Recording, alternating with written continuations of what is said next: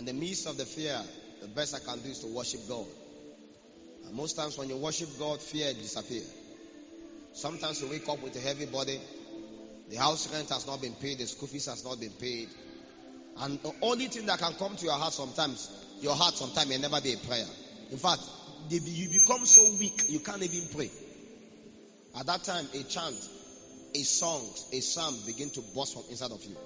If you can follow that sound and sing it, strength will come upon you. How many times would our dad offend our mom? And while they were trying to cry, they cannot cry because they know they can't cry in his presence. So what they do is that they will do as though they are washing the dishes or they are cooking. And they begin to sing a song that does not have head or tail. And as they are singing those songs, they get certain level of strength and courage. And they can say, look upon him and say, sweetheart, I love you. There are times and moments where you feel so weak and down. You feel so defeated. If you can again and sing another song. The Bible says, by the river of Babylon. There they sat down while they wept as they remember Zion. And it was demanded of them to sing the Lord's song there. The Lord's song is a song of victory, but they cannot sing it in a strange land. I'll be brief, then we take our time to pray. Go with me to the book of James 5. You'll see the reason why I've been crying. James 5 from 16. The Bible said, confess your trespasses to one another and pray for one another that you may be healed. Right? The father said, the effectual, the fervent prayer of a righteous man availeth much. And went further. So Elijah was a man with a nature like ours. And he prayed earnestly that it will not rain. And it did not rain on the earth for 3 years and 6 months. And he prayed again, and the heavens gave rain, and the earth produced its fruit. The summary of the life of Elijah is a man of prayer. The victory that Elijah got in life was not because he was lucky. It was because Elijah understood the power of prayer. Many more times we always believe we can win just by wishing. If wishes were horses, beggars will ride. Luck itself is not one of the language of the kingdom. When you study from Genesis to Revelation, you will never see an English word referred to as luck. Nobody is lucky. You can be favored by God, but you cannot be lucky. I get my point. Being lucky is a language on the earth that is seen to carnal and mundane people.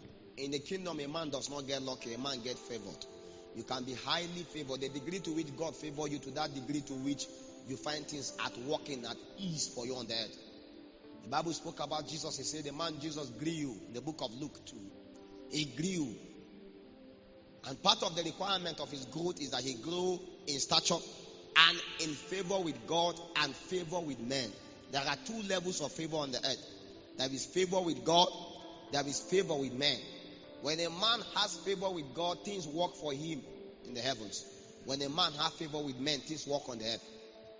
So God does not just only favor you in heaven, he favors you on the earth. So when he appeared to Mary, he said, for thou art highly favored with God. And because you are highly favored with God, you are now given the privilege to bond that which is eternal. But upon the face of the earth, for men to do things for you, you must be favored with men too. Sometimes you gain the favor of men and things work for you by default. What you call luck in the kingdom is actually the favor of men. Is that okay now?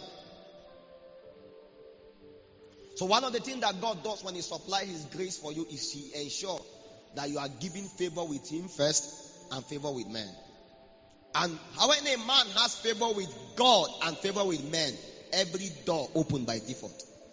Most of the closed doors you think they are closed today is lack of favor. It's nothing.